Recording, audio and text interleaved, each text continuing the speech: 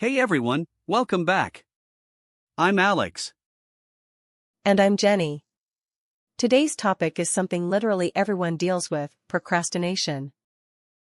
I'm honestly the perfect person to talk about this because I'm procrastinating on 3 things right now just by recording this. Same. So let's start with the basic question: why do we procrastinate even when we know it hurts us later? It's not really about laziness like people assume. Psychologists say it's mostly about emotion regulation, not time management. Wait, emotion regulation? Explain that. So when a task feels boring, stressful, or overwhelming, your brain avoids it to escape that negative feeling in the moment. So it's basically your brain choosing short-term comfort over long-term benefit. Exactly. And the relief you feel when you scroll your phone instead of working, that relief is what reinforces the habit. That makes so much sense. It's not that we don't know what to do, it's that doing it feels bad in the moment. Right, and here's the interesting part. The task doesn't even have to be that hard. It just has to feel unpleasant somehow.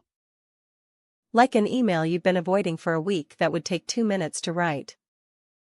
Exactly that. It's rarely about the actual difficulty of the task. Okay, so if it's an emotional problem, not a time management problem, what actually helps? The first thing is lowering the emotional barrier to starting.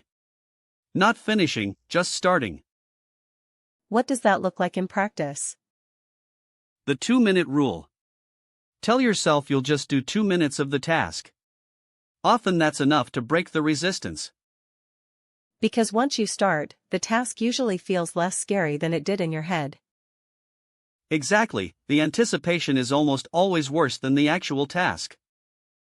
What about people who procrastinate because a task feels overwhelming, not just unpleasant? That's a different fix. Break the task into something so small it feels impossible to avoid. So instead of write the report, it's open the document and write one sentence. Exactly, the goal is to make the first step almost embarrassingly easy. Let's talk about environment for a second, because I think that plays a huge role too. Definitely. Your environment either makes procrastination easy or makes focus easy. There's not really a neutral option.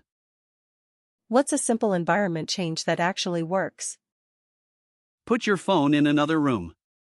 Not on silent, not face down, literally in another room. That sounds so simple, but I know it actually works for me. It works because it removes the option entirely instead of relying on willpower, which is a limited resource. What about people who procrastinate because they're perfectionists? That's a huge one too. That's actually one of the biggest hidden causes. If failing feels dangerous, starting feels dangerous. So the fear isn't about the task, it's about what finishing badly would mean about them. Exactly, and the fix there is giving yourself permission to do a bad first draft. Nobody has to see it. Lower the stakes of starting. That's the whole idea. Progress over perfection, especially in the beginning. Before we wrap up, is there one thing you'd tell someone who procrastinates on almost everything? Stop blaming yourself for it. Guilt actually makes procrastination worse, not better. Wait, why would guilt make it worse? Because guilt creates more negative emotion around the task, and remember, avoiding negative emotion is the whole reason we procrastinate in the first place. So it's a cycle.